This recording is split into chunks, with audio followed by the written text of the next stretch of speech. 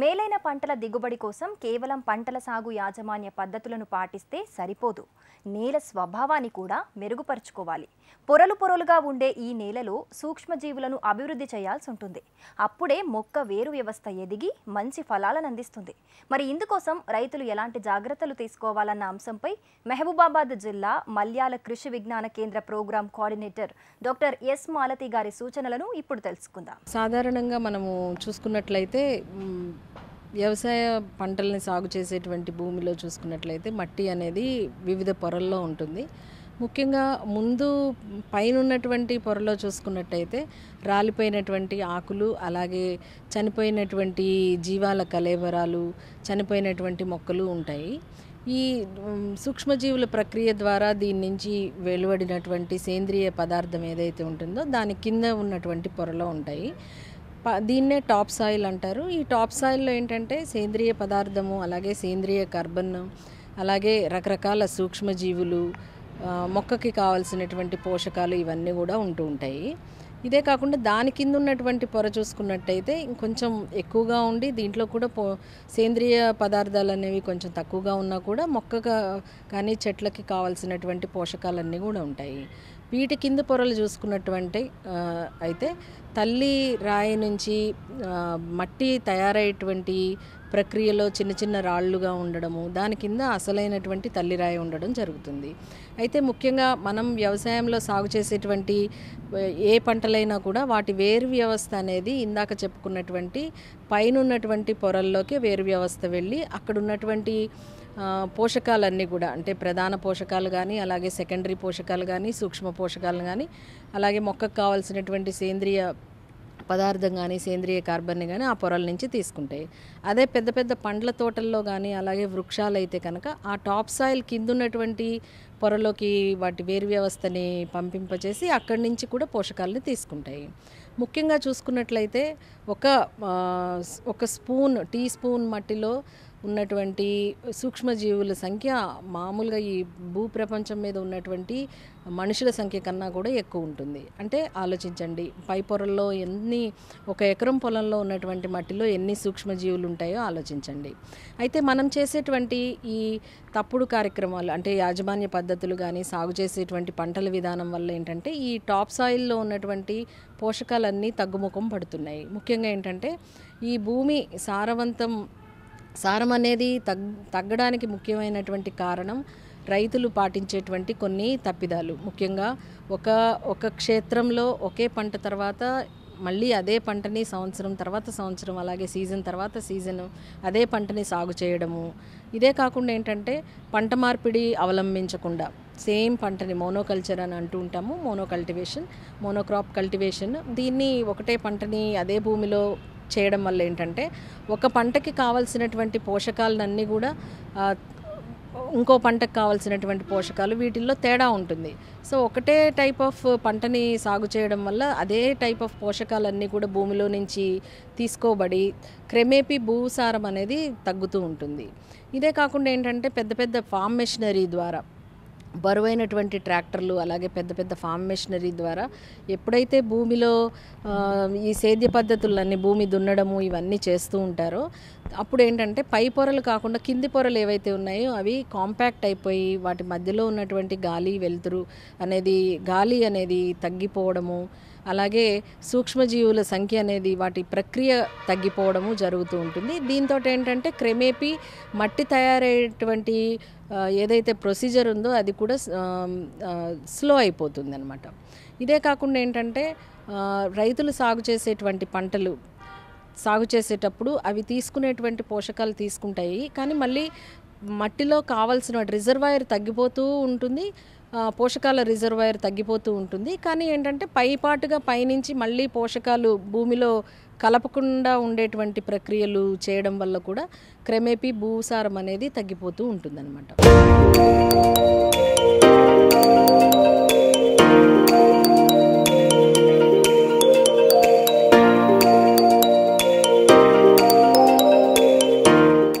పంటని చేయడము, ప్రతి సీజను ఒకటే పంటని సాగు చేయడము, అలాగే వాతావరణంలో వచ్చేటువంటి మార్పులు, ముఖ్యంగా ఎక్స్ట్రీమ్ వెదర్ కండిషన్స్ అంటే సుడి గాలులు వచ్చినా, వేడి గాలులు వచ్చినా, ఈదురు గాలులు వచ్చినా, వర్షాలు ఎక్కువగా పడినా, పైన ఉన్నటువంటి టాప్ సాయిల్ ఏదైతే ఉందో పైన ఉన్నటువంటి పొరలో, ఫర్ ఎగ్జాంపుల్ ఈదురు గాలులు వచ్చినప్పుడు ఏంటంటే మట్టిలో ఉన్నటువంటి పై పొరలో మట్టిలో ఉన్నటువంటి చిన్న చిన్న రేణువులు, మట్టి రేణువులు ఏవైతే ఉన్నాయో అవన్నీ గాలికి ఎగిరిపోవడము, అలాగే సేంద్రియ పదార్థం రేణువులు ఏవైతే ఉన్నాయో అవన్నీ కూడా ఎగిరిపోవడము, వరదలు వానలు ఎక్కువగా వచ్చినాయి అని అంటే కనుక వరదలు వచ్చినప్పుడు కూడా పైన ఉన్నటువంటి మట్టి పొరలు నీళ్ళల్లో కొట్టుకుపోవడము, ఇవన్నీ అంటే కేవలం పెద్ద పెద్ద మెషినరీతోటి దున్నడమే కాకుండా అదే పంటని సీజన్ తర్వాత సీజను, సంవత్సరం తర్వాత సంవత్సరం ఒకే పంటని సాగు చేయడం వల్ల, అలాగే పైపాటుగా పైనుంచి ఏమీ ఎరువులు వేయకుండా ఉండడం, కావాల్సినటువంటి భూమికి కావాల్సినటువంటి ఎరువులు మళ్ళీ రిజర్వాయర్లో కలపకుండా ఉండడము, ఇదే కాకుండా వాతావరణంలో వచ్చేటువంటి మార్పుల వలన, అలాగే రైతు చేసేటువంటి తప్పుడు యాజమాన్య పద్ధతులైనటువంటి పంట అవశేషాలని కాల్చడం వలన, ఇవన్నిటి వలన కూడా ఏంటంటే భూసారం అనేది తగ్గుతూ ఉంటుంది. అయితే ఇప్పుడు ఈ భూసారాన్ని పెంపొందించడానికి, అలాగే భూసారం సంరక్షించడానికి రైతులు ఎలాంటి పనులు చేస్తే బాగుంటుంది అని అంటే, ప్రతిసారి ప్రతి రైతు తమకున్నటువంటి క్షేత్రంలో మట్టి నమూనాలు తీసుకొని ప్రతి 2-3 సంవత్సరాలకి ఒక్కొక్కసారి పరీక్ష చేయించుకోవాలి. భూసార పరీక్ష చేయించుకున్నట్లయితే ఆ భూసార పరీక్ష ఫలితంగా తన భూమిలో ఉన్నటువంటి పోషకాల విలువ కానీ, సేంద్రియ కార్బన్ విలువ కానీ, మిగతా సూచికలు కూడా అన్నీ తెలుస్తాయి. దాన్ని బట్టి ఆ భూమి ఎలాంటి పంటలకి అనుకూలమో అలాంటి పంటలు సెలెక్ట్ చేసుకుని సాగు చేయడం వలన కూడా మనకి భూసారం సంరక్షించుకోవడం జరుగుతుంది.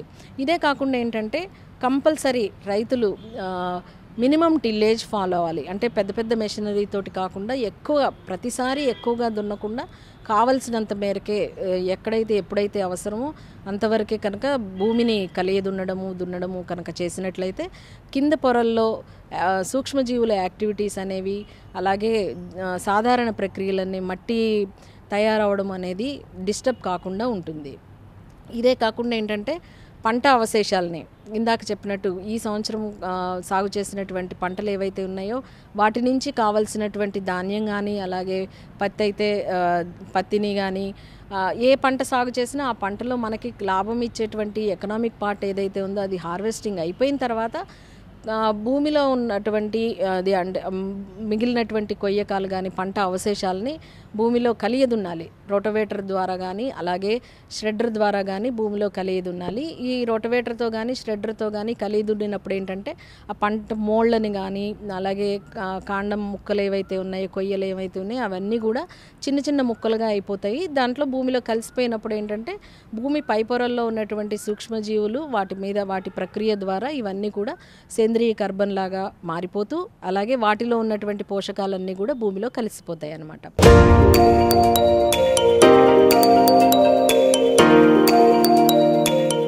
మారుతున్న వాతావరణ పరిస్థితులకు అనుగుణంగా నేలను జాగ్రత్తగా చూసుకోవాల్సిన అవసరం ఉంది. అందుకోసం భూమి పొరల్లో సూక్ష్మజీవులను ఎలా అభివృద్ధి చేయాలి, క్షేత్రాల్లో సాగు తర్వాత మిగిలిన పంట అవశేషాలను సేంద్రియ కర్బనంగా ఎలా మార్చుకోవాలి, పంట మార్పిడి వల్ల కలిగే ప్రయోజనాలపై శాస్త్రవేత్తలు ఏం చెబుతున్నారో చూద్దాం. రైతులు పంట మార్పిడి అనేది కంపల్సరీ విధిగా చేయాలి. ముఖ్యంగా పంట తర్వాత పంట సేమ్ అదే పంట వేయకుండా ఏంటంటే వేరే పంటతోటి పంట మార్పిడి చేయాలి. ముఖ్యంగా పంట మార్పిడి చేసేటప్పుడు ఏంటంటే ఎలాంటి పంటని సెలెక్ట్ చేసుకోవాలి అని చూసుకున్నట్లయితే, తను ఒక సీజన్ ఒక పంటని సాగు చేస్తున్నప్పుడు దాన్ని మళ్ళీ తదుపరి సీజన్లో ఏంటంటే పప్పు జాతి పంటలు కానీ, అంటే పెసర కానీ, అలాగే మినుము కానీ, లేదు అని అంటే పిల్లి పెసర కానీ, ఇట్లా బొబ్బర్లు కానీ, సోయాబీన్ కానీ, ఇలా అంటే పప్పు దినుసు పంటల్లో ముఖ్యంగా ఏంటంటే వాతావరణంలో గాలిలో ఉన్నటువంటి నత్రజనిని స్థిరీకరింపచేసి భూమిలో నత్రజనిని యాడ్ చేస్తాయి. కాబట్టి ఇట్లా పప్పు దినుసు పంటలతోటి పంట మార్పిడి చేసుకుంటే బాగుంటుంది. ఇదే కాకుండా ఏంటంటే పంట మార్పిడి చేసేటప్పుడు ఈ పంట మార్పిడి చేసేటువంటి పంటలు ఏవైతే ఉన్నాయో ఆ పంటలు మనకి ప్రధాన పంట ఏదైతే ఉందో ఆ ప్రధాన పంటలో కావలసినటువంటి మైక్రో ఆర్గానిజమ్స్ కానీ, అలాగే మేలు చేసేటువంటి పురుగుల సంతతి కానీ మేలు చేసేటువంటి బూజుల సంతతి కానీ పెంచే విధంగా పంట మార్పిడిలో రెండో పంటని సెలెక్ట్ చేసుకుంటే బాగుంటుంది.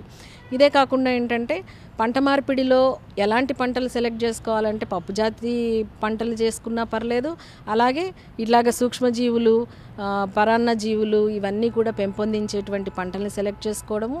ఇదే కాకుండా ఏంటంటే ప్రధాన పంట ఏదైతే ఉందో ప్రధాన పంటకు కావాల్సినటువంటి పోషకాలన్నీ భూమి నుంచి తీసుకుంటుంది కాబట్టి రెండో పంట ఆ పోషకాలని కాకుండా వేరే పోషకాలని తీసుకునే విధంగా వేరు వ్యవస్థ వేరే విధంగా ఉండేటువంటి పంటల్ని సెలెక్ట్ చేసుకుంటే బాగుంటుంది. అంటే ముఖ్యంగా భూసారం సంరక్షించుకోవడానికి పెద్ద పెద్ద మెషినరీతోటి అస్తమాలు దున్నకుండా అవసరమైనప్పుడు వరకే వాటిని వాడుకోవడము, అలాగే పంట మార్పిడి చేసుకోవడము, పంట అవశేషాలని భూమిలో కలిగి దున్నడం అనేది ముఖ్యమైతే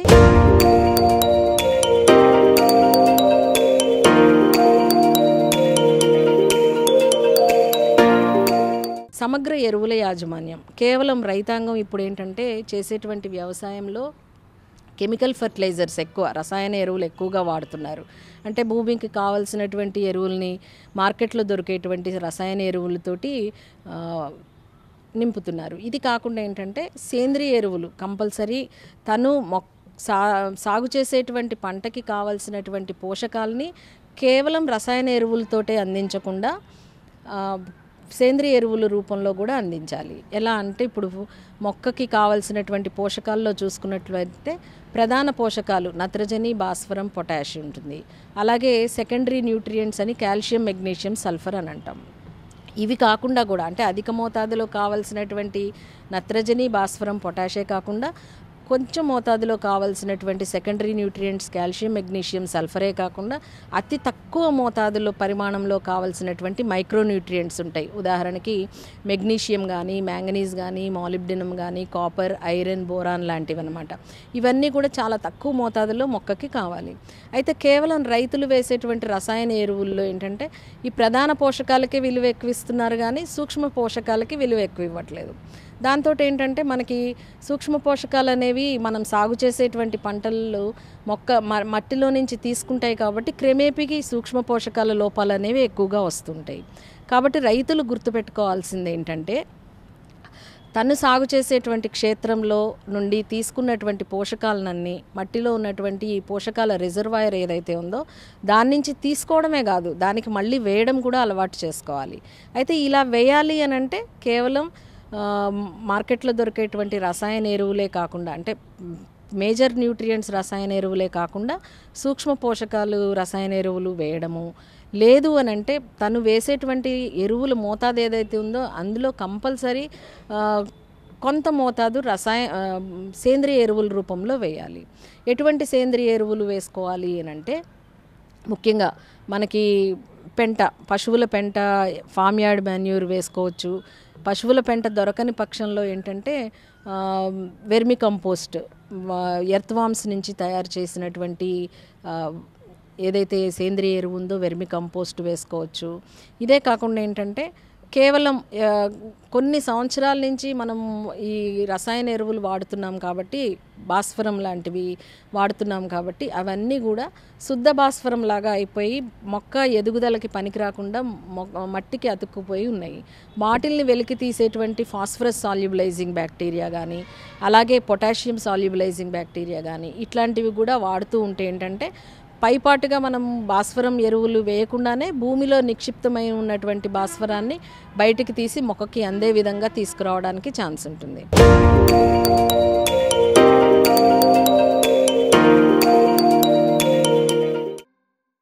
ఈ సేంద్రియ ఎరువులు కేవలం పశువుల పెంట, వెర్మి కంపోస్టే కాకుండా పౌల్ట్రీ నుంచి వచ్చినటువంటి వ్యర్థ పదార్థాలు ఏమున్నాయో అవి కూడా సేంద్రియ ఎరువులాగా వాడుకోవచ్చు. అలాగే మేకలు కానీ గొర్రెలు ఎరువుని కూడా వాడుకోవచ్చు.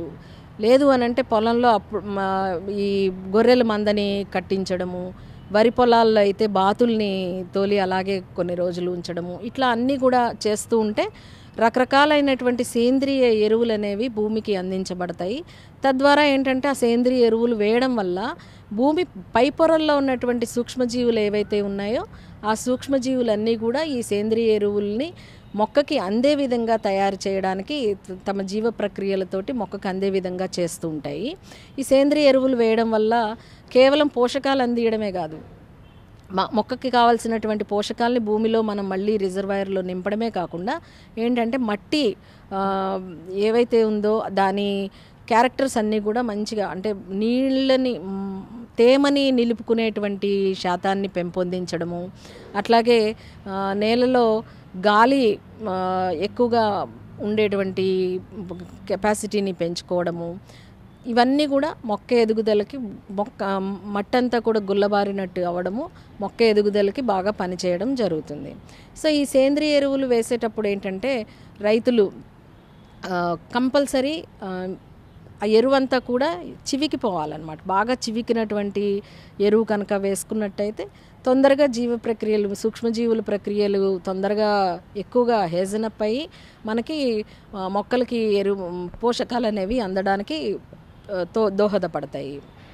ఇదే కాకుండా ఏంటంటే కంపల్సరీ రైతులు గుర్తుపెట్టుకోవాల్సింది ఏంటంటే కనీసం ఒక సంవత్సరంలో 10 నెలల పాటు ఏదో ఒక పంట వేసి భూమిని యాక్టివ్గా ఉంచడం. అంటే జీవం ఉన్నటువంటి వేరు వ్యవస్థ కనీసం ఒక 10 నెలలు భూమిలో కనుక ఉన్నట్లయితే కనుక ఈ జీవరాశులన్నీ, భూమిలో ఉన్నటువంటి జీవరాశులన్నీ కూడా వాటి ప్రక్రియ ద్వారా యాక్టివ్గా ఉండి సాయిల్ని యాక్టివ్గా ఉండడానికి తోడ్పడతాయి అన్నమాట.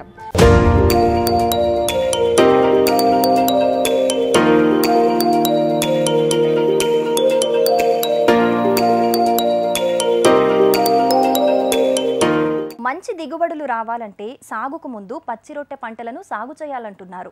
పెసర, జీలుగా, జనుము లాంటి పంటలను వేసి కలియదున్నటం వల్ల మొక్కలకు కావాల్సిన నత్రజని అందటంతో పాటు రసాయనిక ఎరువుల వాడకం కూడా తగ్గుతుందని Krishi Vigyan Kendra programme coordinator doctor S Malathi garu రైతులకు సూచిస్తున్నారు. ఈ పచ్చిరొట్టె పంటలు వేసేటప్పుడు ఏంటంటే ఇవి కూడా పప్పు జాతి పంటలే కాబట్టి గాలిలో ఉన్నటువంటి నత్రజనిని స్థిరీకరింపచేసి భూమిలో అందిస్తాయి. ఇదే కాకుండా ఏంటంటే ఈ పచ్చిరొట్టె పంటలు పెసర కానీ, అలాగే జీలుగ కానీ, జనుము కానీ, పిల్లి పెసర కానీ ఇట్లాంటివి వేసుకుని అవి 50% పూత దశకు వచ్చినప్పుడు మనం భూమిలో కలిగి ఉండడం వల్ల వాటి వలన అవి స్థిరీకరింపచేసి ఫిక్స్ చేసినటువంటి నత్రజనిని అందించిన వాళ్ళం అవుతాము, అలాగే రకరకాల పోషకాలు అందించిన వాళ్ళం అవుతాము, అలాగే సేంద్రియ పదార్థాన్ని కూడా భూమిలో అందించిన వాళ్ళం అవుతాం. కాబట్టి భూమి క్వాలిటీ అనేది పెరగడానికి ఛాన్స్ ఉంటుందన్నమాట. అంటే ఈ భూసారం అనేది సంవత్సరం క్రమేపీ తగ్గకుండా ఉండాలంటే రైతులు పాటించాల్సినటువంటి ముఖ్య పద్ధతులు పెద్ద పెద్ద మెషినరీ తోటి తక్కువగా దున్నడం అనేది చేసుకోవడము, అలాగే పంట అవశేషాలని కాల్చకుండా భూమిలో రొటవేటర్ ద్వారా కానీ ష్రెడ్డర్ ద్వారా కానీ కలియ దున్నడము, అలాగే పంట మార్పిడి అనేది విధిగా పాటించడము, తన సాగు చేసేటువంటి ప్రధాన పంటకి ముందుగా పచ్చిరొట్టె పంటల్ని వేసుకోవడము, అలాగే కేవలం రసాయన ఎరువులు కాకుండా సేంద్రియ ఎరువుల్ని కూడా పంటకి కావలసినటువంటి సేంద్రియ ఎరువుల్ని కూడా వాడడం అనేది క్రమేపీ పెంచుకుంటూ ఉండడం వల్ల ఈ భూసారం అనేది సంరక్షించుకోవడం జరుగుతుంది. ముఖ్యంగా ఏంటంటే ఇంకొకటి, కొంతమంది పొలాలు ఏంటంటే వాలుగా ఉంటాయి, ప్లెయిన్గా ఉండకుండా కొంచెం వర్షం వచ్చినప్పుడు ఏంటంటే నీళ్లు ఒకవైపుకే వెళ్ళిపోతూ ఉంటాయి. సో అలాంటి రైతులు ఏం చేయాలంటే వాళ్ళకి అడ్డంగా తను సాగు చేసేటువంటి పంటల్ని వాళ్ళకి అడ్డంగా కనుక సాగు చేస్తే కూడా పైన ఉన్నటువంటి మట్టి పొరలు ఏవైతే ఉన్నాయో అవన్నీ కొట్టుకుపోకుండా ఉండడానికి ఆస్కారం ఉంటుందన్నమాట. ఈ విధంగా రైతులన్నీ కూడా చేసేటువంటి పద్ధతుల్లో కొంచెం మార్పు కనుక చేసుకున్నట్లయితే, మరీ ముఖ్యంగా ఏంటంటే ప్రతి 2-3 సంవత్సరాలకి భూసార పరీక్ష చేయించుకోవాలి. భూసార పరీక్ష రిజల్ట్ అనుగుణంగా పంటల్ని సెలెక్ట్ చేసుకోవాలి. ఒకే పంటని ప్రతిసారి అదే పంటని సాగు చేయకుండా పంట మార్పిడి చేసుకోవాలి. పంట మార్పిడి చేసుకుంటూ పంటలో ఇంటర్ క్రాప్స్ లాంటివి కూడా వేసుకోవాలి, అంతర పంటలు కూడా వేసుకుంటూ, తర్వాత సాధ్యమైనంత వరకు కేవలం రసాయన ఎరువుల మీదే ఆధారపడకుండా సేంద్రియ ఎరువులు వాడకం కూడా క్రమేపీ పెంచుకుంటూ పోతూ పంట అవశేషాలని భూమిలో కలిగి దున్నడము, ఇవన్నీ పద్ధతులు కనుక చేసుకున్నట్లయితే భూసారం అనేది సంరక్షించుకోవడం జరుగుతుంది.